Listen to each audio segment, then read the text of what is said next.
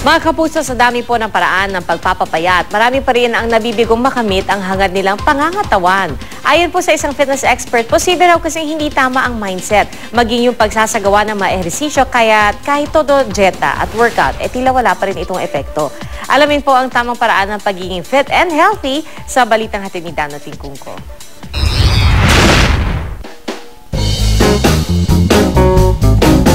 Meet Karina Sestoso. Ang sexy body niya hindi lang nakuha sa dieta, kundi pati rin sa isa't kalahating taong jogging at aerobics. Kaya sino mag-iisip na dati, umabot ang timbang niya sa 155 pounds. Feeling ko pangit yun. Pangit. Siguro yun din yung tingin ko kasi. Kaya yun lumalabas. Yun din ang tingin mo sa sarili? Ayan, yak na ako. Halos lahat ng araw ng paraan ng pagpapapayat nasubukan na niya noon. Nagkabulimia pa nga siya o yung pagsuka ng kinakain. Lumba-lumba do kami kasi magkasintaba kami, mataba pa kami. Siyempre, naiinis ka din, nagalit, pero mas naging parang motivation na rin. Na lumba-lumba pala, sweet revenge. Nagsimula lang daw siyang makakita ng resulta nung nagja-jogging na siya mula sa bahay niya sa Santa Mesa hanggang Luneta.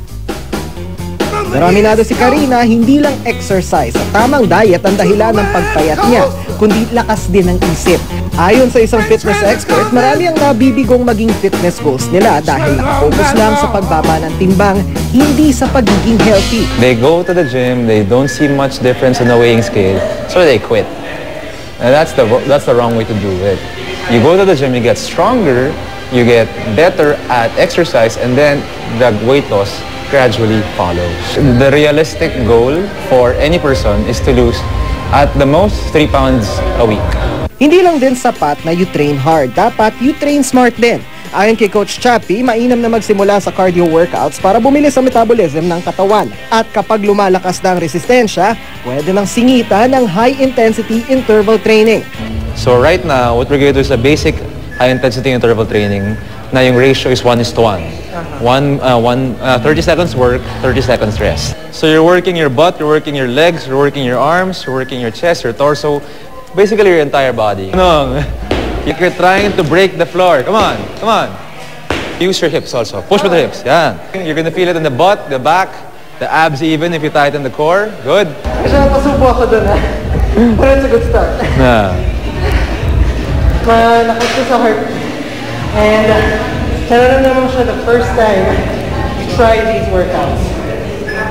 Just a note pala that these workouts are intense. So very important, consult with a physician first. Ang katawan susunod lang sa isip, kaya mahalagang desidido kang maging healthy hanggang sa huli. The mind is a very, very powerful thing. So they have to buy into it, meaning they have to invest themselves into it. If you're not fully invested in it, then you're gonna have problems because you're gonna have, in the back of your mind, you're gonna have a part of you that wants you to go back to that couch. Dano Tingkungko, GMA News.